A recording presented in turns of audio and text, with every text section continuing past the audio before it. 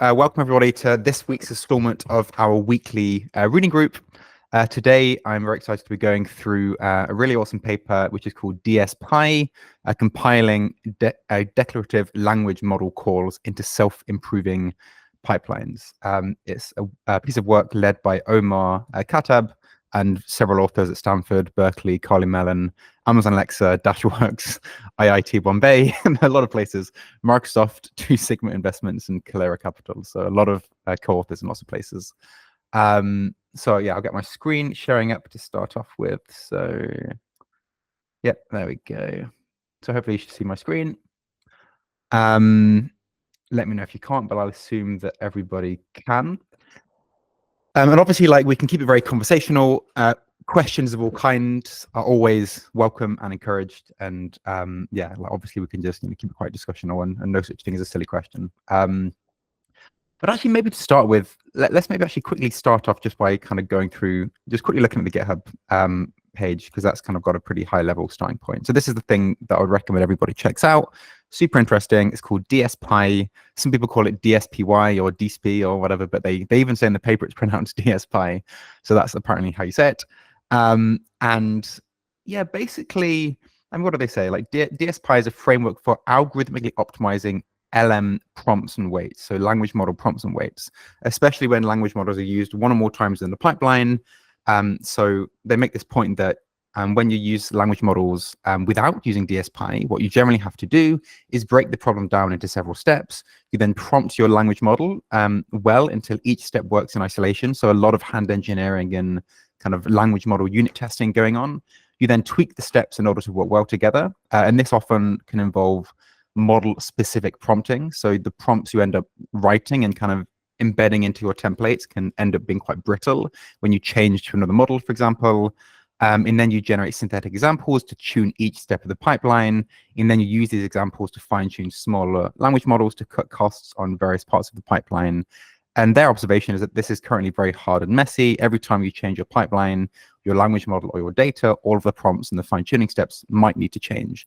So the world they're painting is one where agentic LLMs are very common. So it's very common to have multi-step reasoning where whether or not you have different language models, certainly you have different queries which are chained together to create better outputs. And that is generally true. When you look at the best RAG systems and the best just general reasoning systems, they do involve things such as chain of thought or react, where actually it continues to prompt the model for a new action given the most recent action and the outputs. So these kind of things are becoming more and more common. And their observation is that hand tuning all of these is not a good thing. And what they say, they make this, and we can go back to the paper now. I just wanted to bring this up just to say everybody should definitely go check this out, because it's, I really like this idea, and I think it's a step in the right direction overall. They make this analogy here. They say, so obviously when you build neural networks, you don't write manual for loops over lists of hand-tuned floats. I mean, the analogy is a little bit stretched, but in general it makes sense. I mean, obviously what people used to do before deep learning was they would actually hand tune vision filters. You would you would build an edge detector that has a certain convolution structure that's very good at detecting edges. You would build like a, I don't know, kind of a curve detector, a corner detector. All these things used to be hand engineered before convolutional neural networks start to learn them from data. And they kind of make the same point that you don't want to be hand writing your prompts and your examples, because if you treat your agentic system as a input-output system where there is a question that comes in and a final answer, all of the stuff that happens inside, all of the kind of intermediate prompts that get passed between these black box LLMs, they are just effectively latent variables of a broader system, and therefore we shouldn't need to care about them as end users. We should enable an optimization algorithm to come and handle all of that for us. And they have some pretty compelling results that show that that is indeed often better than what you can get with kind of hand-tuned prompting, basically. So yeah, a really nice thing. And I think if the agentic LLM world continues to expand, and we do see these kind of systems being built with these black box LLM nodes as the kind of powerhouse behind it, then I think this way of thinking about it is the right one. Okay, so I'm going to bring up the paper again. So yeah, so a lot of text actually. So what I'm going to do is I'll go through the paper on a high level and then just go through a coding example. Because I didn't have time to make slides, unfortunately. But I mean, I think the introduction is kind of what I've just covered on a high level. No need to go through that. That they bring up the DSPy programming model. Importantly, they have the DSPy compiler, which you can actually think of being an optimizer. The analogy here is that this is like Adam or stochastic gradient descent. They say compiled because, well, I guess it's because what you end up with is something that is like the prompts are like fixed in place, almost like the weights are fixed in place after training. I think maybe optimizer would have been a better name if they're trying to draw the neural network analogy, but they're calling it the compiler. And yeah, they kind of talk about the high level stuff I've just mentioning here, and they mention in the README as well. They talk about the results, that they get some good results, but we'll get to those soon. In terms of related work, they talk about I mean, various things, but again, I think let's just dive into the meat of what they've done. But there's been lots of things exploring how to optimize parts of prompting. They make analogies to things like PyTorch and kind of general papers and so on. Yeah, but feel free to go through that at your own leisure.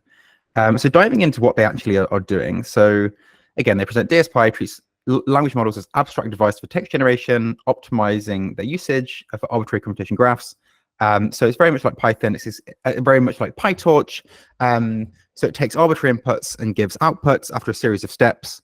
And again, focuses on automatic optimization. And they have these three key concepts that they drive home. So there are signatures, modules, and teleprompters. Again, teleprompters, I guess it makes sense, but this is kind of almost like your optimizer again, because the point being that it's prompting the model, but doing so remotely away from the user. So you can imagine there's this like prompting intelligence that's kind of deciding what the prompts are, but you don't need to see or care about it as the end user. That's kind of where their teleprompter analogy comes from. So the signatures are they basically abstract the input output behavior of a module. So whereas an LLM has an input output behavior, which is prompt string in and like string out, they abstract that into something much simpler, much higher level, where you define this very broad idea of what the input output should look like, and then you let the system find the prompts on its own. This is kind of the high level. So it's a higher level abstraction, even higher level than LLMs, which are already very high level, obviously. But it's even higher level than those, basically, in terms of signature.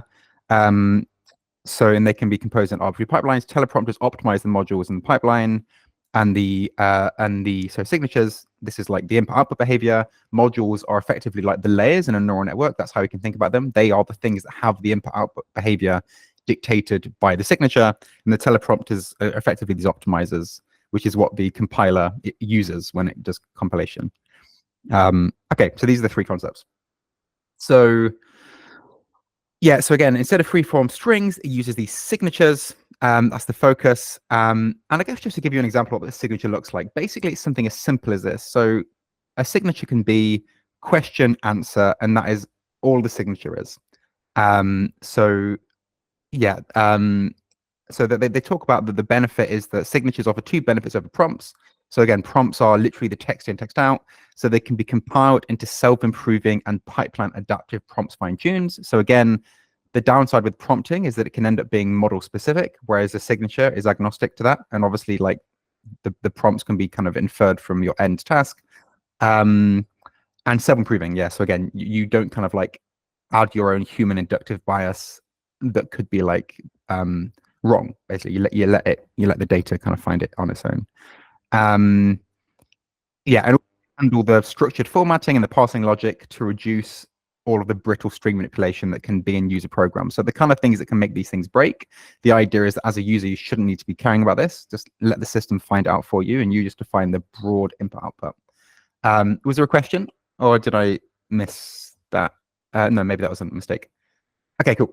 So okay, so that's signatures, and this is how you can basically create a simple module. So you basically define a predict. This is a very simple of a model, and you can ask a question, and it can give you an answer. Yeah. So in the short notation, so also when you then define this thing, then the name of the input output variables can be used by the LLM. So even just saying question answer the LLM will have access to these strings and will like be able to infer what these things mean. For example, you could have a predict. You could say English document, French translation. Like you can write whatever you want, and this is just something that's going to be given to the LLM, and it's going to have access to this, and it's going to make the most sense of it can. So really, this can be any comma-separated strings, arrow, comma-separated strings, and that's it. Okay, so then yeah, so again, it's almost like defining an interface and the type hints. That's all the signature does. But what you then must do is declare a module to use that signature. The signature in isolation is I don't know, it's just an input-output behavior. It can't do anything. It's like a function signature. You actually need a module that's going to inherit that signature, like they did the predict module above. So you can actually pass the string directly, or you can pass a signature instance as well. You can do either of those. Yeah, I will get to more code examples soon, but just kind of flying through. So the core module for working with signatures is the DSPy predict module. But all it does basically store the stores a signature, potentially in a language model to use, and a list of demonstrations for prompting, which is initially empty. And they say, like layers in PyTorch, the instantiated module behaves as a callable function. So again, it's very much like modules in PyTorch. Takes in keyword arguments, correspond to signature, and outputs. So for example, you would pass in question equals something, and if there's another one, you did context equals something, and that's how you call this this module, basically, as you can see here. So again, like layers in PyTorch. And that's it. And also when it predicts, when it detects it's being used in compile mode, so basically when it's being trained, again, let's take the analogy again, when it's being trained, it also tracks all of the input-output traces during that training process, which can be used for bootstrapping the demonstrations and effectively doing the learning of this module, basically. So again, kind of like you trace gradients in a PyTorch model. In this case, you trace all of the input-output behavior, and you can use that to intelligently sample and do some clever stuff with the prompting, basically. Yeah, is there a question? Shubhakit, is that a question or is that a mistake? Yeah, I have a question. So does the compiler actually process the signature, or is it only used in the predict part?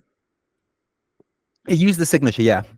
So we'll get to that in a moment, but basically it has access to the signature and the names in that signature. So kind of it'll be something like, given that this is the input-output behavior you should have, and then it can eventually say, and given that these are the examples, Okay. what is the answer? Does the compiler also internally call the LLM again just to understand the signature, or do they use a local model or something to actually understand the signature? No, it's just passed to whatever the LLM is. So the signature, you just kind of assume that the LLM that is being used in the module will be able to make sense of the signature, basically. So you kind of just so what you need to do, actually, unlike in maybe PyTorch where the variable names don't matter, here they do. So actually, the names you give to these variables are actually describing what it does, and it's actually very vital that you give it expressive names. You can actually, using the signature class, you can actually make your signature more expressive, so you can have variable names and a description if you need to make your input-output behavior much more expressive. But it's optional. So if there's no description given, you just like default to using the variable name, and that's it. So that's why it's very important that you, for example, write English document French translation and not just like X to Y or something. So like, does it just basically append it to the prompt while sending it to the LLM, or does it do any sort of internal processing there? Yeah, it just prepends it. I don't know if there's a good example. I can show you an example in a moment when we go through the code, but basically it just prepends it to the prompt, basically. Okay, cool. Yeah, that's all it does. And then the learning comes from the examples that we'll get to in a moment. Yeah. Sure. Exactly. Cool. Any other questions before we move on? Obviously, it's always good to ask, so everyone's following along as much as possible. Again, relatively sophisticated, well, relatively complex topic, I suppose. So if anyone's not following, then no worries at all. Any more questions?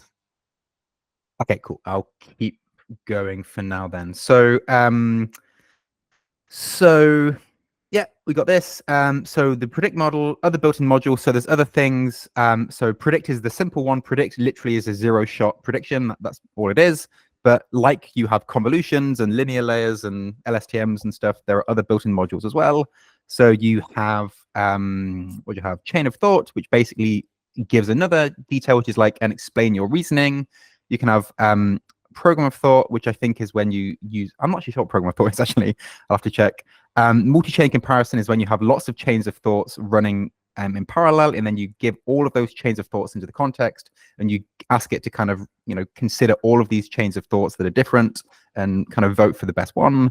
You have React, which is this kind of iterative thing where it does an action, gets the response, and then decides if it's finished or not, and just continues to unroll until it's happy, and several other paradigms. Cool. So this is the modules.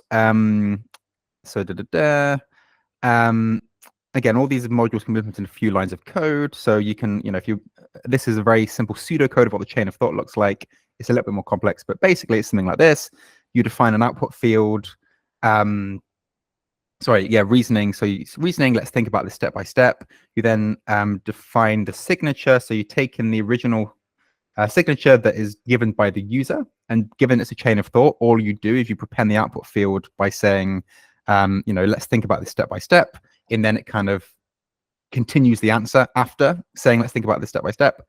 And then the prediction is just the typical predict with this new signature. So all you actually do of chain of thought is you use the basic predict, because it's still zero shot, chain of thought is. So it's zero shot, but all you do is change the prompt, basically, and that's it. So this is kind of a very simple example of chain of thought. Yeah, so that's another example. So then about parameterization. So again, the point being that the internal prompt can be learned. And the thing they really focus on, so to be honest, they talk about it in a very general way, which is correct because it is general. But really, all of their experiments are just about learning demonstrations. So both the experiments they do in the case studies, all of the examples in the documentation that I could find so far, there's actually, sorry, fine tuning as well. So the two things that this really automatically does is it looks at the training set, it finds the demonstrations which were the most successful at getting good answers, good like in context demonstrations, like, hey, here's a question, here's a load of examples of questions and answers, now tell me the answer to this one. And knowing which of those examples are the most effective to use in context learning is non-trivial. And obviously this can be optimized with doing some kind of random search, because it's a discrete optimization space. And this is effectively what they do. They learn based on the final task performance, which demonstrations to use for the in-context learning. And this is basically kind of the main takeaway. But of course, this general mental model that they kind of present and the way they structure the code and everything like opens the door to other ways that you can kind of optimize these prompts and so on, which I think is quite interesting. But anyway, so the main thing is the prompt. So you can technically learn the specific LLM. So the parameters, the things that could be learnable is the LLM that you actually use, but they don't learn this. The prompt instructions, but again, they don't learn this in the tests here. The string prefix for your signature, but most importantly, the demonstrations uses few shot examples as training data. So they focus on this, the demonstrations. And I've not seen, maybe it's in the code base, but I've not seen examples yet in the simple toy problems of learning the LLM to route to the prompt instructions or the string prefix, but just the demonstrations, yeah. So yeah, so that's what they do. They also give some of them tools. They just mentioned that. Yeah, so they can be composed in arbitrary pipelines. So basically, they take the same approach as PyTorch, where it's all done eagerly, so they don't do any kind of graph construction. Again, it's quite different to LangGraph. LangGraph is obviously basically inheriting the user interface of Network X and is kind of defining edges and nodes and everything, which I think is interesting. But I personally think that eager Python execution remains, like the benefits of PyTorch remain, and I think building a static graph for LLMs isn't really the right way of going. So I'm not sure I totally buy into LangGraph being the right representation. I think just Python code is probably the right approach that's executed legally. But yeah, because again, I think LangGraph is kind of more like the TensorFlow approach of like constructing an entire graph. But anyway, so then you basically, yeah, so this is how you can kind of build a simple RAG class. So they actually, which I think is a bit strange as well, they have a global retriever that you set at the beginning of the session. So not sure about that. Seems a little bit restrictive, but once you've like defined your retrieval engine for the entire, package, you can then just do DSPy.retrieve, and it will retrieve from your global retriever.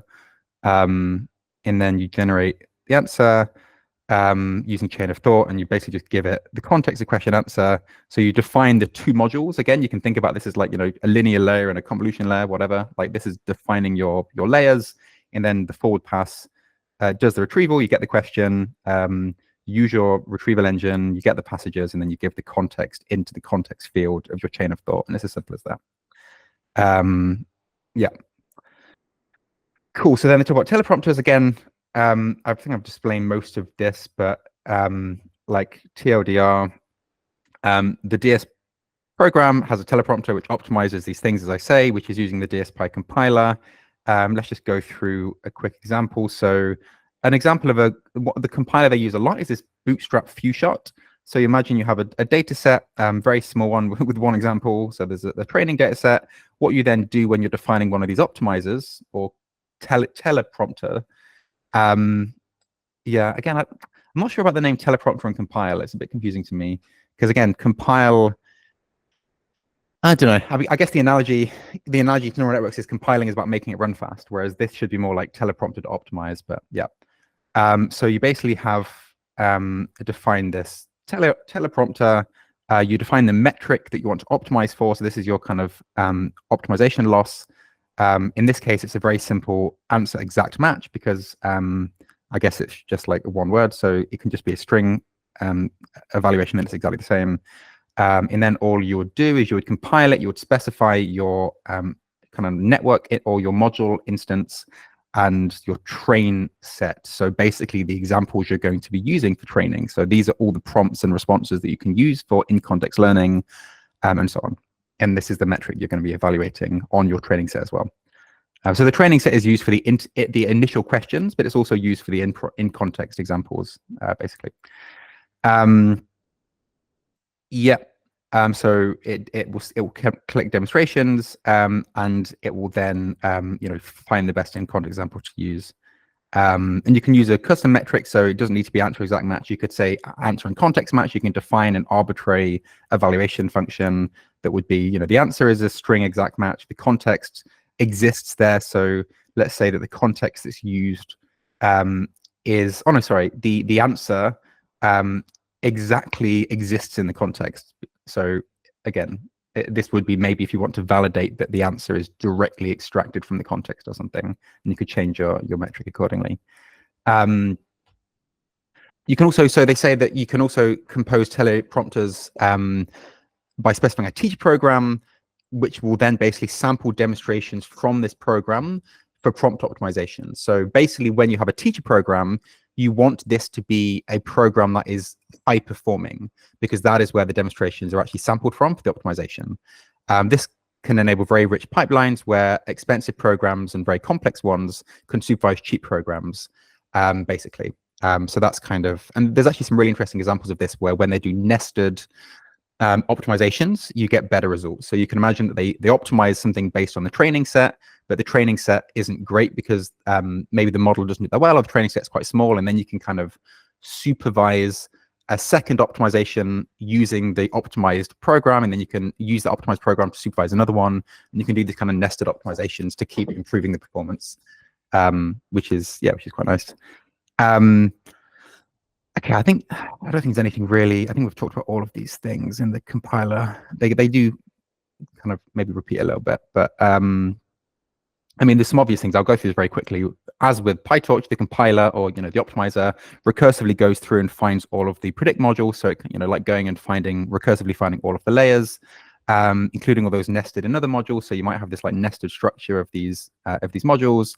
For each unique predictor, it can then generate parameters for the instructions, field descriptions, and the demonstrations. And this iteratively improves, obviously.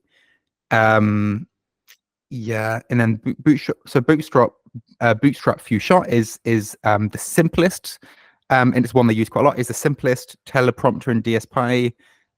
So basically, what it does is it simulates a teacher program on some training inputs, and then multi-stage traces attract in parallel, and basically the program's final metric, so this kind of final evaluation, is used to filter for the traces that were performing the best, and the demonstrations that were effective at increasing the performance, they are kept, and then you try other ones and you kind of continue to iterate until you have the demonstrations that were giving the best final metric. And you know that these demonstrations for in-context learning are particularly useful, at least on the training set, and then you can test if that's the case on the validation set as well. And that's the idea. Yeah, again, I think we've mentioned all this. So let's go into what they want to evaluate and go into some of the experiments maybe. I guess before going into that, because I know it's a very text-heavy paper and without slides, it's maybe a bit dry. So we'll go into the evaluations before then going through a code example as well. Any questions on the high-level concepts? I realize I have a tendency to talk quite quick. So any questions so far? Anybody for whom this isn't making any sense at all? That would also obviously be possible. Okay, well, notes. Well, if there are, obviously, feel free to either text in the message or just raise your hand. Obviously, either's fine. Also, sorry, I saw a question from 20 minutes ago. So David Gelberg says, so it's a prompt optimizer. Yeah, exactly. It's an intermediate prompt optimizer. So of course, the question comes from the user and the answer comes from the system. But everything intermediate, but as this system unfolds, is effectively an optimizable variable as far as this kind of mental model is concerned. So the question is, does it train on the prompt? So I mean, it trains. I don't know what you mean exactly by this, but basically, the objective metric is whatever you define it to be. So there's a cost function that takes the output of the system and gives it a score of some kind. So you have this kind of way of evaluating how well the system's doing, and this is the loss function that drives everything. So what it trains on is predominantly selecting the examples to give to the LLM. So basically, when you query the LLM, you say like, this is the signature to follow, there's going to be a question and a context, and you need to give an answer. Here's lots of examples of this being done correctly. So here are examples where we got the answer right, and this is what this LLM should have input and output at that kind of node in the system. Now here's a new question. What's the answer? This is basically what happens. Yeah, it's supervised learning it's supervised learning for an LLM agent system, basically. Yeah. But because it's non-differentiable, it's optimized using discrete optimization algorithms, kind of like, evolutionary algorithms is one example, but it's basically doing Monte Carlo sampling and rejection sampling and things where you basically just like sample new things discretely, like see which work, and then keep the ones that work and resample the ones that don't, and this kind of thing, basically. So what they want to validate in the question is, with DSPy, can we replace handcrafted prompts strings with concise and well-defined modules without reducing quality or expressive power? That's an interesting question. Like, because if we can remove all of this handcrafted prompting, that would be very nice. Can we parameterize the modules and treat prompts as an optimization problem? Oh no, sorry. The hypothesis that doing this makes it better at adapting to different LLMs. So the LLMs are less brittle to the prompts, and the resulting modularity makes it more possible to optimize more complex pipelines that have useful performance characteristics fitting nuanced metrics. So they do these two case studies, one of which is on GSM-8K, which is these high school math questions, and another one is on multi-hop reasoning with RAG, basically. So let's go through these two case studies, and then what we can do at the end is just go through their very simple getting started, and we can kind of, I'll run through this notebook and just show actually this running on a simple case.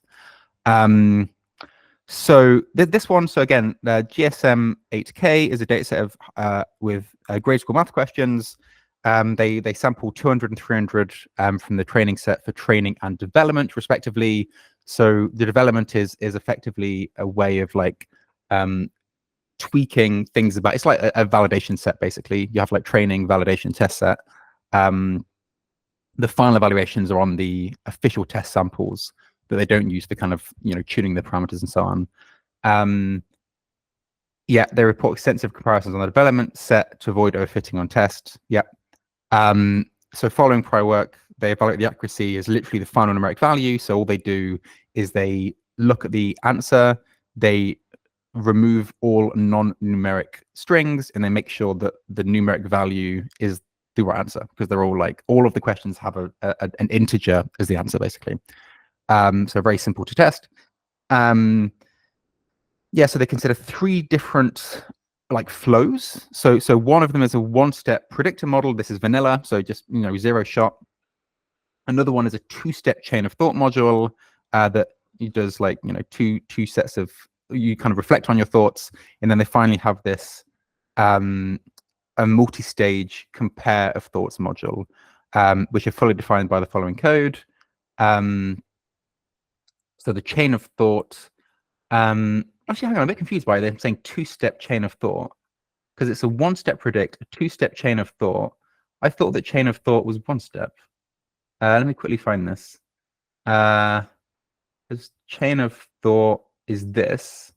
So the predict is just a prediction module with a signature. So I don't quite understand why they've said 2-step there. Maybe that's a typo. Because all you do is you take the signature, you prepend it with this reasoning. Let's think about it as we give our answer. And then you do 1 0-shot call to the module. So I think that's probably just a typo. Yeah, okay. Unless I'm wrong. But I think it's just a 1-step chain of thought. And then they have this multi-stage compare of thoughts module, which is here, where basically they do a prediction with the chain of thought and number of attempts. Okay, got it. So I guess they just set number of attempts equals 2 here, and they didn't type that, perhaps.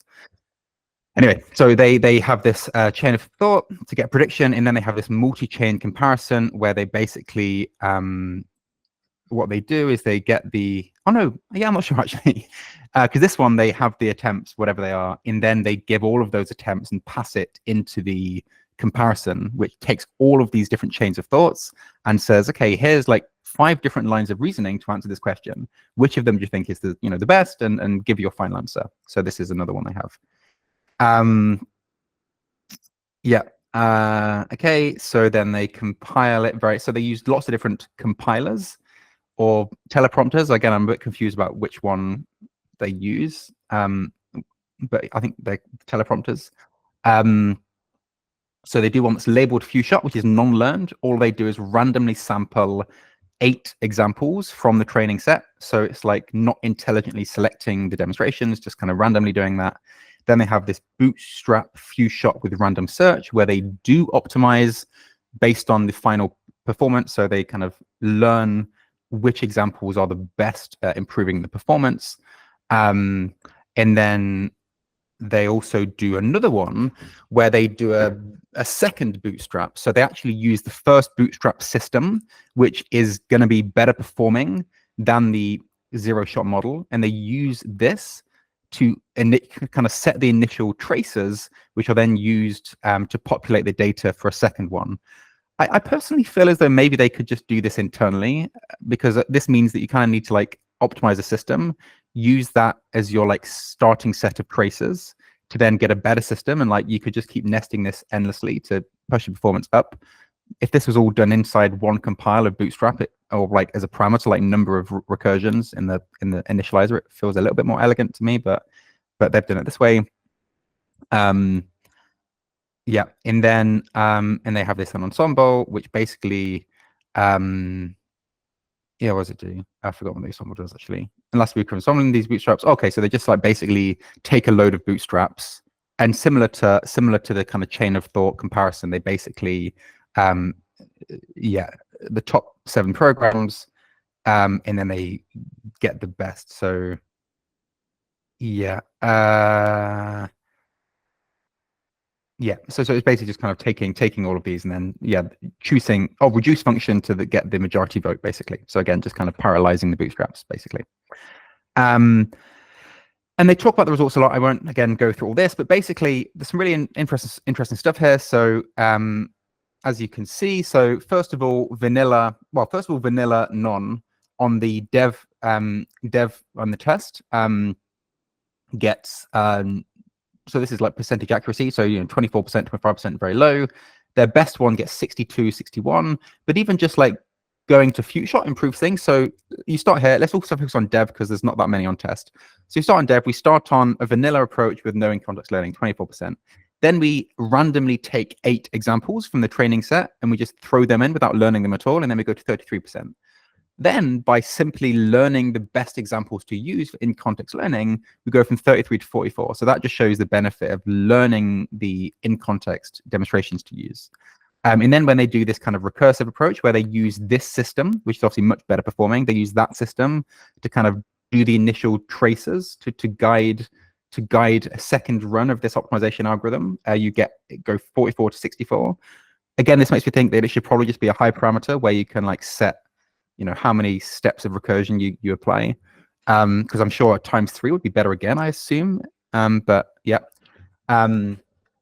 And then they have this ensemble where they take lots of bootstraps and choose the best. But that actually is worse than the bootstrap times 2. So this ensemble was on the 1 depth bootstrap, basically. But that's interesting to start with. And then obviously they have these more complicated architectures. So you can think about this as being like a vanilla network architecture. This is then a more complex flow. The actual modules that are being used in the module are more expressive, and none already is much better. So having some chain of thought already goes from 24. It doubles performance just by having the network think about what it's doing. Few shot gets it up to 63. So even just having chain of thought is like as good as the best bootstrapping you can get just by getting the network to just think about what it's doing. But then when you actually add, and this is with some human chain of thought demonstrations. So this is actually the dataset GSM8K comes with ground truth annotated kind of golden answers that explain the chain of thought reasoning. So you can give that as well in the input, and that goes from 63 to 78.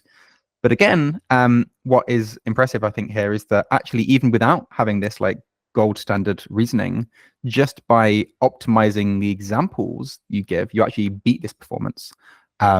So it's actually better to have this learned even if you don't have access to this data.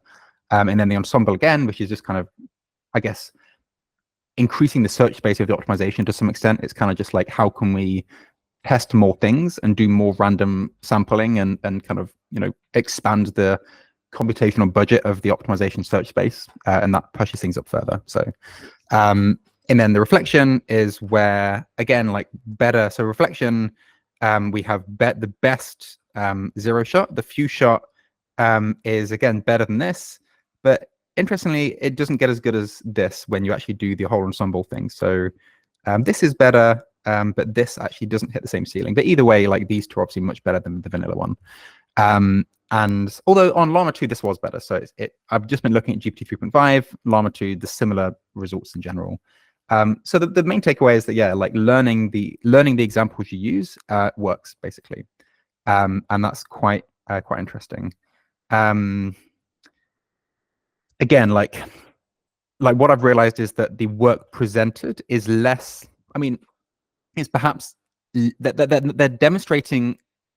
They're not really yet demonstrating this general pipeline that can kind of optimize all parts of the prompt and can choose the model and can kind of really get everything to just be optimized on the fly. It's very much limited to the examples, but I think given that makes up the vast majority of the prompt in these examples, then it is kind of probably one of the most important things to get right.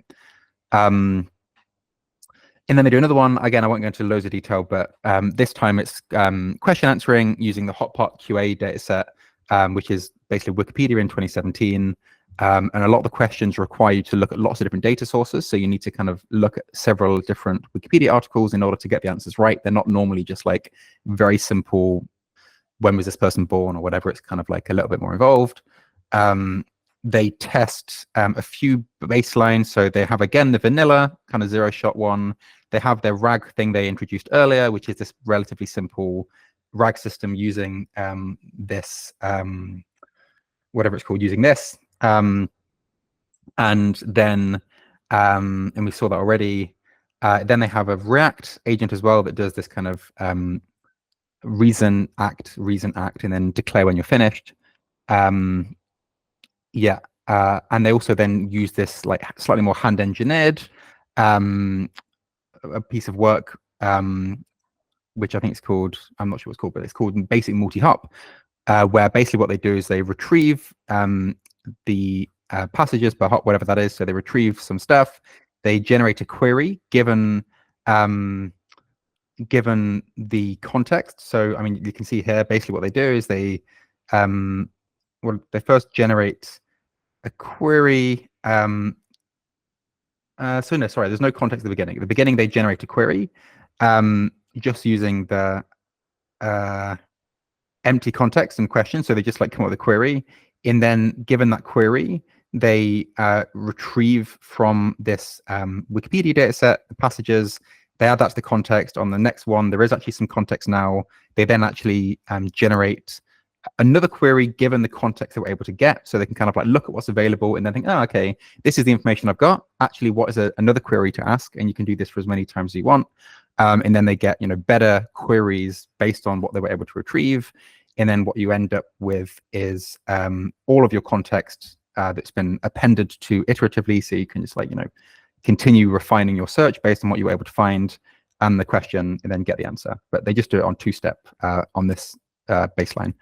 For the compilers, they do this time they look at two. So they look at bootstrap few shot random search. So again, relatively basic reprompting with some optimization. And then they also look at fine tuning a T5 module. So you can actually look at which training examples are best to use for fine tuning a smaller model. And you can kind of work out which combination of training examples enable you to fine tune this model to get the best final performance. And again, I'm not going into loads of detail. Basically, you know, vanilla isn't very good. Their chain of thought RAG that was earlier in the paper is better with foo-shot, but not crazy. The bootstrapping again, so learning the examples and not just randomly getting them improves things again.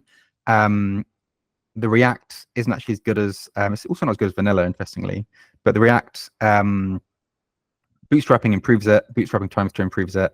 Foo-shot, again, bootstrapping is better, ensemble is better. So the main takeaway is that learning the prompts is better in all cases. And then the conclusion is that they see basically, I mean, don't put words in the mouth. What do they say exactly?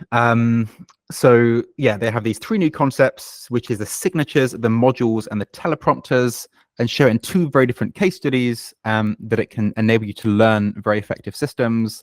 They are different case studies, but they both do focus on prompting. On the kind of examples, basically, and not any other form of like learning the prompts.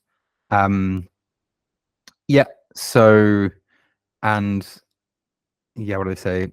While in context learning has proved transformative over the last few years, we argue that the true expressive power is in the emerging paradigm is in building sophisticated text transformation graphs in which composable modules and optimizers, teleprompters, come together to leverage LMs in more systematic and reliable ways. So they kind of see this whole like emergence of a network-like landscape of language models, which is quite compelling. I do think that in a world where the language models are not black box, then these systems should be like passing information, not with English language, but in some kind of expressive latent space, some kind of latent hierarchical learned space. And this is kind of where I think this is how, you know, how the brain compartmentalizes things into different regions. We don't like have lots of kind of English language conversations going on as we kind of structure tasks into hierarchies and stuff. But in a world where the best LLMs are black box and their input output is text, then this all makes a lot of sense. And well, I guess any questions? Otherwise, I can quickly blast through just a code example that I'd recommend everyone tries out. Okay, I see there's one here as well. So David Gelberg says, how's defining signatures different to creating tools or prompt engineering in a different way? So the signatures are higher level. So as a quick example, let's go through actually, and I'll show you exactly in the code example what I mean by this.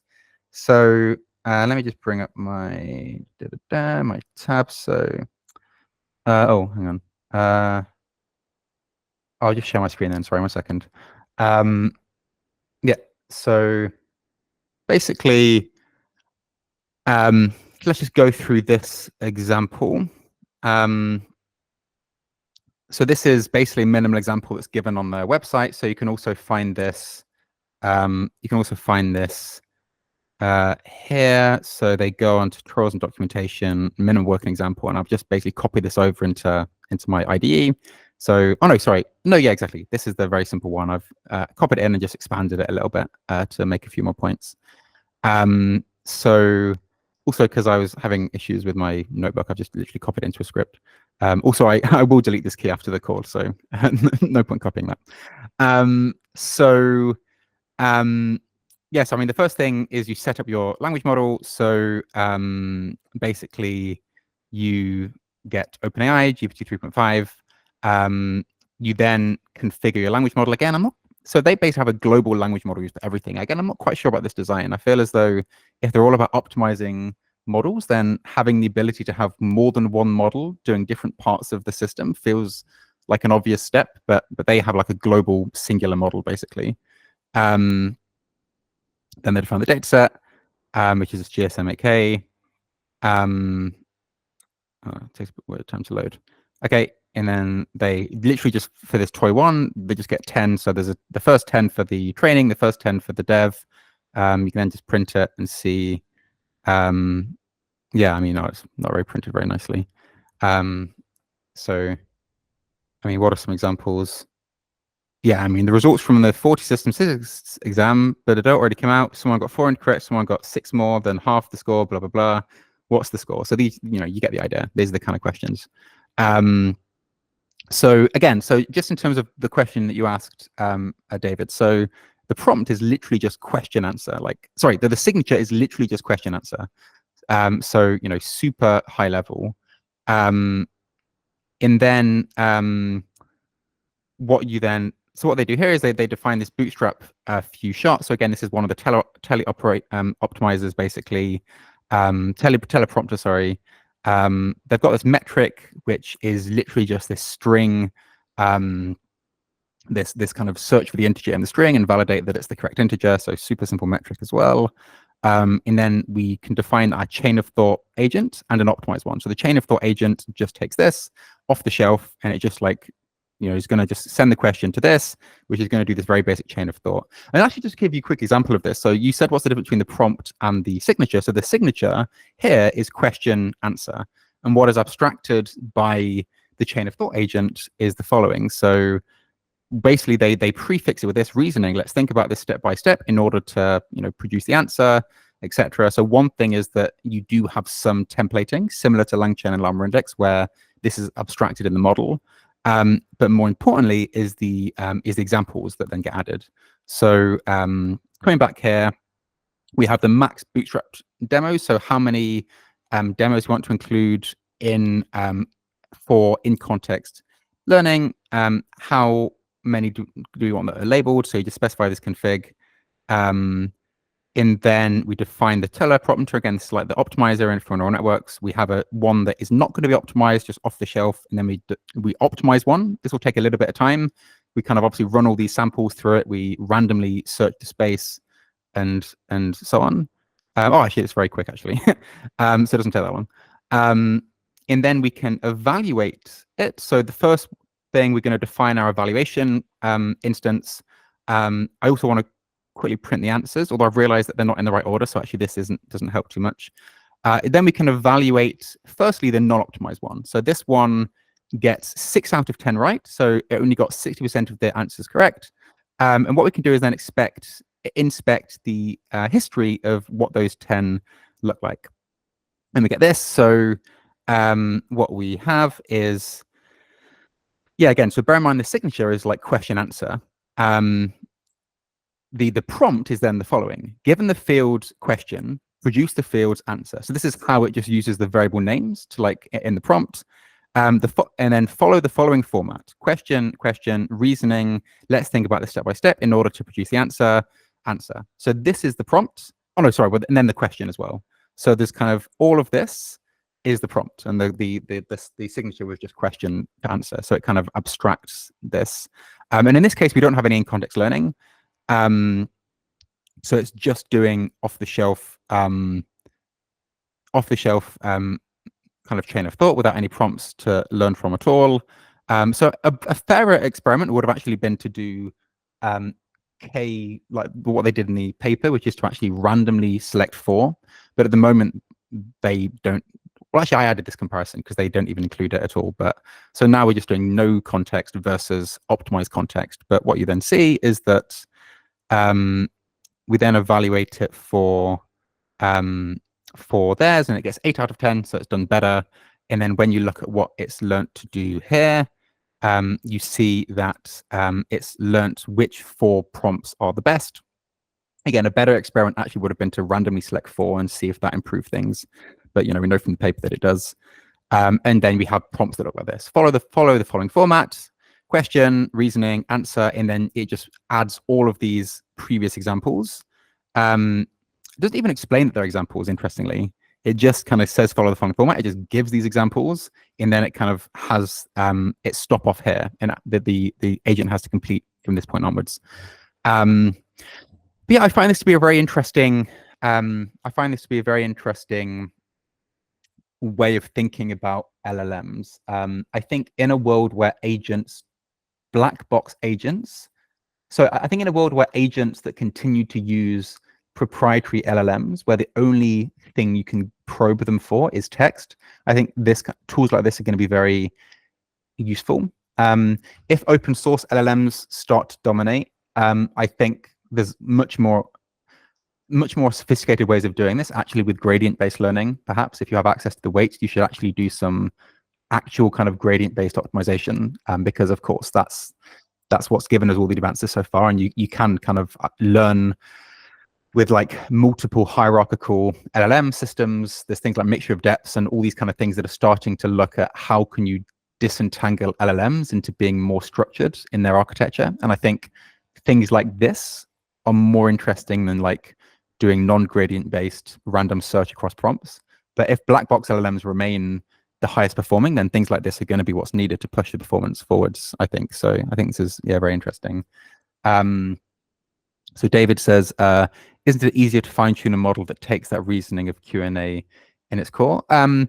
So I think it's a fair point. I think these are quite toy examples, obviously, but I don't think you can fine tune a model necessarily that, well, one option they do add is the in-context learning can be replaced with fine tuning. I guess the benefit of in-context learning is that it's like kind of simpler in a way. Fine-tuning a model either means you need to host it yourself or you need to kind of use a fine-tuning API or something. It's harder to change as well. It takes a bit longer to fine-tune a model, more expensive to fine-tune a model than prompting it, of course. So for like complex systems, fine-tuning is much more of an investment than just doing prompt kind of in-context learning.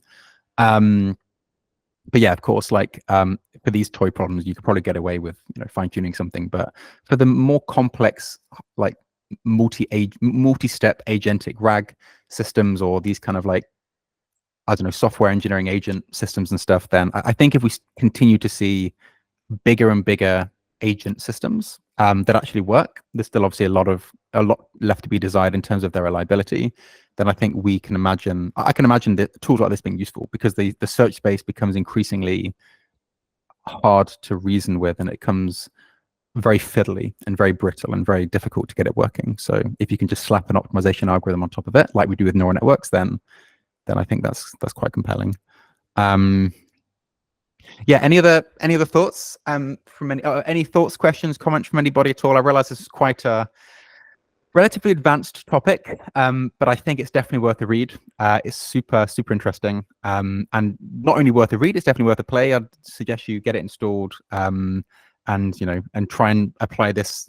There was a recent webinar that they did with LangChain. They did, I think it's done with Llama Index as well. Like they're doing collaborations with all the major stuff. So definitely go download it and try it out on your agent stuff. I think it's an up and coming library. Let's see, but I think this is going to be one of the major LLM libraries potentially, worth keeping an eye on. Well, not that it hasn't already got a ton of attention, to be honest. Cool. Okay. Any final questions before we wrap up this week? Again, if it was a bit complicated, then feel free to ask questions in the Discord, in the paper reading group section, and so on. Always very happy to answer. Otherwise, okay. Well, thank you very much, everybody, for joining. Is that, I don't know, again, an applause or a hand there, Kato? Don't want to make sure I don't miss it. Is that a hand or a mistaken? I had one question. Sorry. Of course, go ahead. Yeah, sure. Yes, about what do you think about the general world models?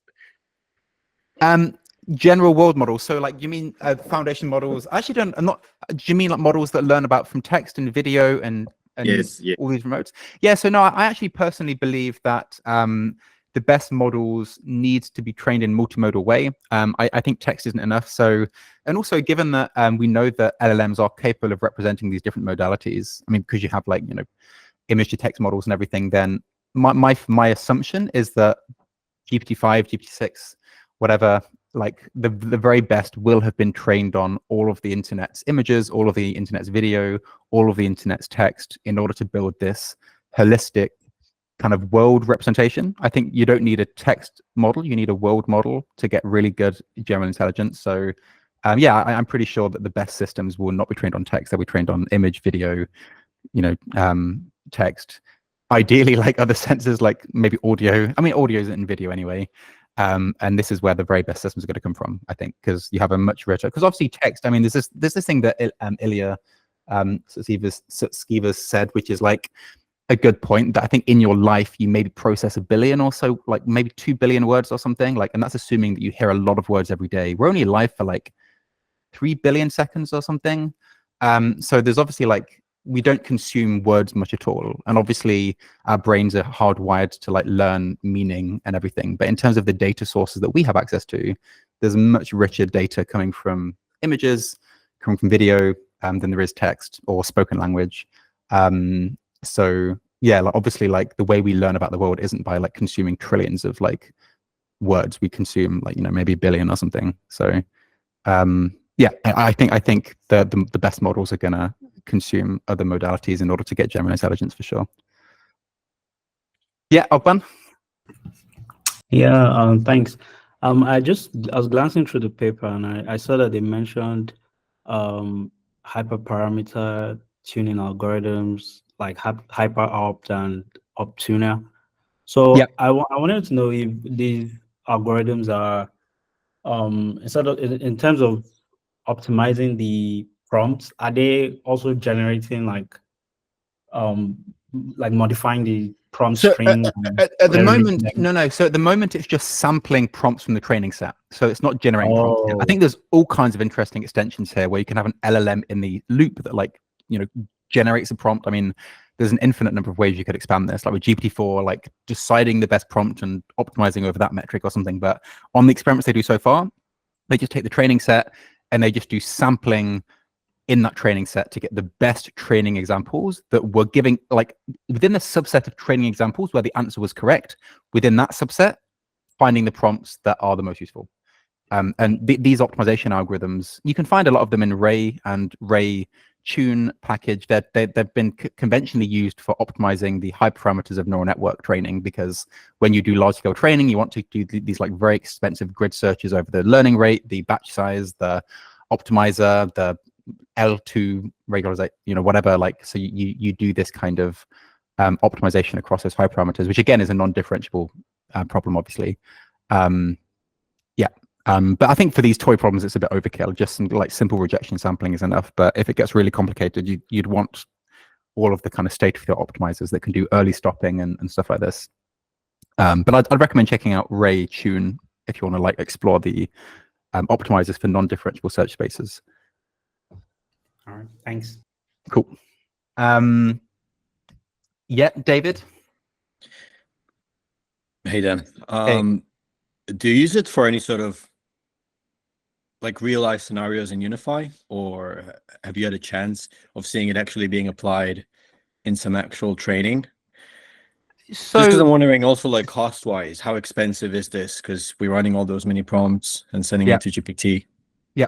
So we're looking at it basically. I actually only sunk my teeth into this package, this library, kind of a week or two ago.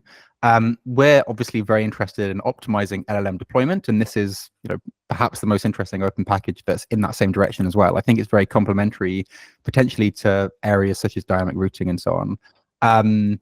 So we're used it in production or anything yet, but yeah, we're I suppose like diving into the material and seeing where we can, because I do think there are systems out there where applying this kind of stuff and potentially interesting extensions of it could work. One thing I think is very interesting is I find it quite interesting that they lock in the LLM itself to like a global parameter across the entire package. I feel like it'll be interesting to see if any of the examples that they optimize for, whether kind of learning to use some smaller models for some situations and bigger models for some situations, and kind of, it feels like routing could be quite complementary to this kind of automatic prompt optimization. Yeah, so there's lots of, I mean, it's a bit of a research question, but I think there's lots of interesting synergies there. So we're kind of just getting started. Yeah. Yeah, no, I agree. What do you think is like the best approach towards fine tuning currently within the current market? Yeah, I guess it's difficult. I mean, I think basically, I increasingly think people should like look into using open source models. Llama 3 obviously was a bit of a, like a huge moment in terms of how close that is to GPT-4 and how good it is. I know that enterprises basically do a lot of their own fine tuning. I still know that a lot of people, I mean, companies we speak to are often like finding it difficult because the very, very big models like Llama 370B or something are good, but they're still quite slow on the really easy ones. So I know that speed is quite often a problem, and I know some companies are therefore sacrificing the quality on the really hard ones just to get something a bit smaller, maybe using 13 billion or something. But then on the really difficult things, it's not good enough, but it is at least responsive enough for kind of the application they need and the expense that they're willing to spend. So yeah, enterprises should be fine-tuning their models for sure. That's what they're all doing, because then you don't need to like waste a load of money on in-context learning. Like you should do, here's the way I think, you should do in-context learning to like validate the idea, because it can go pretty far. When it's in production, like obviously fine-tuning can massively save on your prompt costs and your input token costs and things. And it can also be better, actually. I think fine-tuning is more expressive than in-context learning ever could be when you need to learn really nuanced stuff. So it's kind of like, you know, GPT-4 first, throw some in-context learning, validate that it could kind of work. Once you think it can work, then kind of fine-tune to actually make it scalable on the deployment side is the flow that I kind of see in here.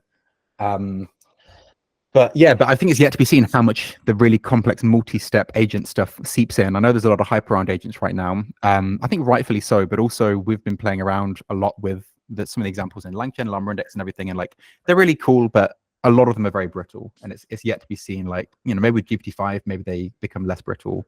But I think that it's still an open question how much agent systems are really gonna like take off or not. But I guess we'll see. Yeah. Every month is like a year in LLM, so I'm sure there'll be like more news to tell us one way or the other in the weeks to come. Yeah. In my style, we just can't get rid of the hallucinations with Llama Index, with LangChain, everything we've tried. It's good, but it's not good enough. So yeah. No, that's what we hear as well. To be honest, this is one area where I think routing and everything and like optimizing cost and speed is good, but yeah, like generally there are still people that are really struggling just getting it working. And I think that's where things like DSPy are more interesting, not from a cost and speed optimization perspective, but from a quality improvement perspective, which is really what this paper was showing, obviously. So I think if you can kind of chain LLMs together and automatically improve the quality, it's quite a compelling framework. But again, the question is how much this is limited to toy problems versus like the really hard stuff. And I've not seen them do. There was a few. I need to look a bit more. There was a few people tweeting about like getting state-of-the-art performance on some medical benchmark using DSPy or something. So I think there might actually be some kind of real applications of this, like actually pushing state-of-the-art, which I want to dive into. But yeah. No, anyway, very, very interesting stuff. I mean, if you find them, please post them on Discord. We'll do. Yeah. Cheers. Thanks. Yeah, cool. Thanks, David. Any other questions from anyone at all before we wrap up? No, okay. Well, we're a few minutes over, so I'll let everyone go. But again, great to have everyone here. Thanks a lot for joining. Next week we are doing. We're having welcoming Mustafa Elhoushi, who's going to be presenting their work on layer skip, which enables early exit inference, and well, actually it's cut off on the title, I can't read it all, and speculative decoding. Yeah, okay, so that's definitely going to be a good one. So yeah, hopefully see you guys same time next week, and have a good weekend, everybody. Bye for now. Have a good day.